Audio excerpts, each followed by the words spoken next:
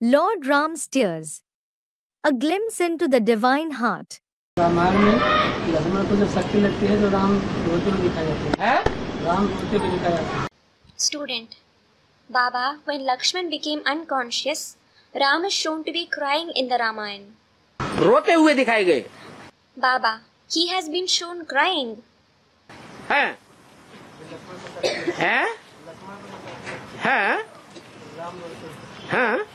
Student, Ram is shown to be crying when Lakshman became unconscious. तो? Baba, so?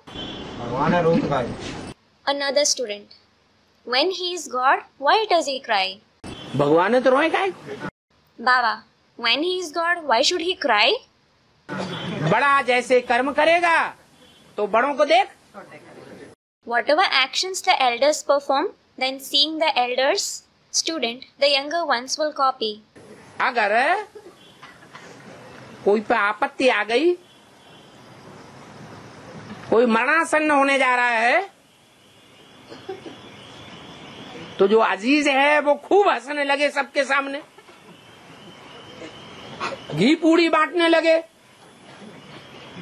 लोगों को खुशी दर्शित करने लगे, तो दुनिया भी क्या करेगी? Baba, if someone is facing crisis, if someone is about to die, and the near and dear one starts laughing loudly in front of everyone, if he starts distributing ghee puri, that is delicacies to everyone, if they start showing their happiness to the people, then what will the world also do? है? वो ही करेगी। It will do the same. इसका मतलब ये हुआ कि हमको ऐसा कोई कर्म नहीं करना है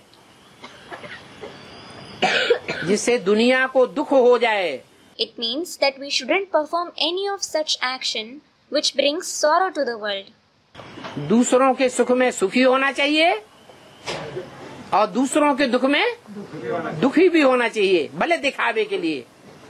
We should become happy in others' happiness as well as sorrowful in others' sorrow, even if it is just for showing off.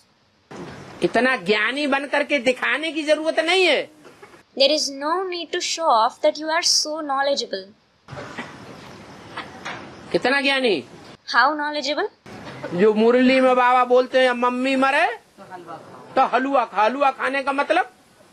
What Baba says in the Murli, eat halwa, that is an Indian sweet, if your mother dies. What is meant by eating halwa? कि वास्तव में तुम सबके सामने हलवा बनाओ और हलवा खाओ और हलवा बांटो, लाश पड़ी हुई है सामने। It does not mean that you actually prepare halwa in front of everyone, eat it and distribute it when the corpse is lying in front of you. ये हलवा बताया क्या? Was it said about this halwa? बेहद का बाप बेहद के बच्चों के सामने बेहद की बातें करते हैं। The unlimited father speaks to the unlimited children in the unlimited sense. आत्मिक स्थिति की ऐसी शक्तिशाली स्टेज हो जैसे हलवा में शक्ति होती है कि जो रोने वाली आत्माएं हैं वो भी शांत होने लगे। The stage of soul consciousness should be so powerful, just as halwa is powerful, that even the souls who are crying stop crying. ऐसी याद की स्टेज में टिक जाना चाहिए। You should become constant in such stage of remembrance. नहीं तो रोने वालों के माहौल में जो सदा हंसने वाला होता है उसको भी आंसू आने लगते हैं।